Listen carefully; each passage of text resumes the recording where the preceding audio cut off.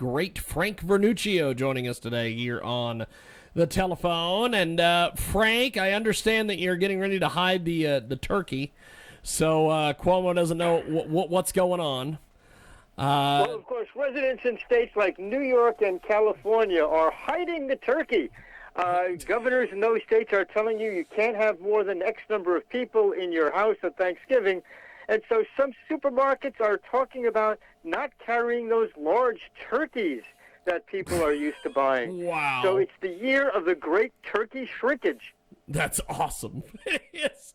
Frank Vernuccio with us today. He joins us live here on our big program, and you can listen to him each and every weekend on AMFM247.com. He's also available on iHeartRadio, and he has a great television program as well to boot.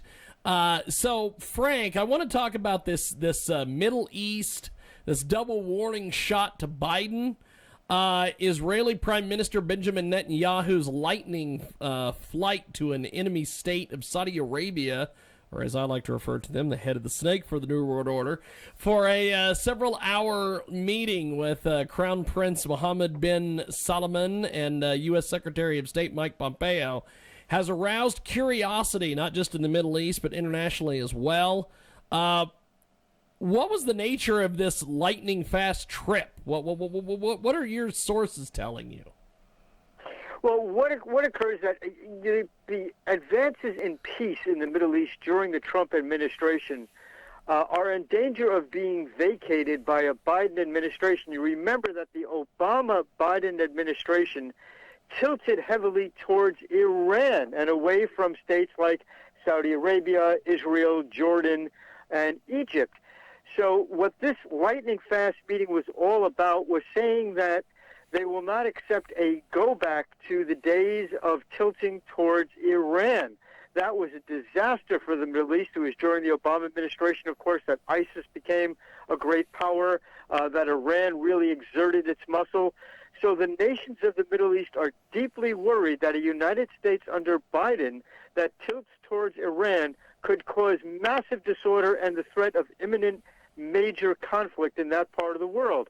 And essentially it was, just as you described, James, a warning shot across the bow of the Biden administration not to mess with the accomplishments that the Trump administration had achieved during its 4 years in office. Now, how assertive can we expect Israel to be on this Iran issue? Very assertive. Look, here's the problem with the original Iran nuclear deal, which people in the incoming Biden cabinet want to reinstate. No matter which way you slice it, the Iran deal allowed Iran to build nuclear weapons within a couple of years. So Israel is looking at a country like Iran, which will have nuclear weapons in a couple of years, and has already plainly and openly and unmistakably stated they would immediately use those nuclear weapons on Israel. Israel, if the United States does not hang tough and stay involved in the Middle East in the way that the Trump administration has, is looking at nuclear devastation to itself. The only recourse it has is a preemptive strike on Iran. This could be the largest war so far of the 21st century, and maybe the most devastating war since World War II, since you have two sides who are going to feel forced to use nuclear weapons against each other. We've got Frank Vernuccio with us today, of course, USA Gov Policy. He joins us live here in our program. And it's been said that the enemy of my enemy is my friend. What does that mean and how that might apply here, Frank? Well, Israel and Saudi Arabia have, of course, not necessarily been friends for a long, long time. But both of them equally realize the danger that's posed by Iran. Iran wants to dominate the Middle East pretty directly, and they seem willing to use nuclear weapons to do just that. In the interim, they're financing just about every terrorist organization you can think of.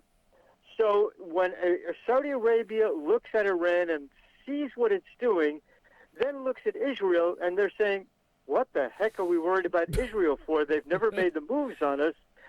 They're not really a threat to us. Iran is an existential threat.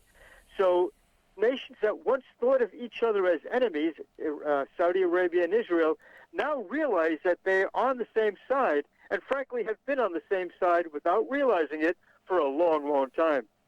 We have got Frank Vernuccio with us today. He joins us live, USA Gov Policy, and he's with us today here on our big broadcast. And so, Frank, as we wrap up here with you this week, how do we get a hold of the radio program and find out about everything you're involved in? We're at usagovpolicy.com, the radio show, the TV show, and, of course, our daily research column. They're all there. So give us a preview of the program this weekend.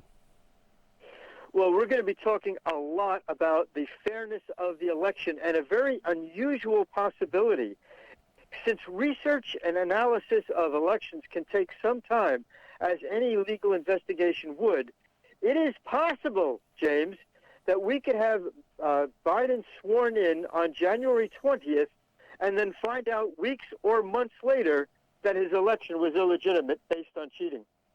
Wow. That is going to be interesting. It is. Frank Vernuccio, USA Gov Policy. Frank, have yourself a happy Thanksgiving. I'll talk to you next week, sir. Happy Thanksgiving, James, to you and to all your listeners. Thank you. Appreciate it, sir. There he goes. Frank Vernuccio, USA Gov Policy.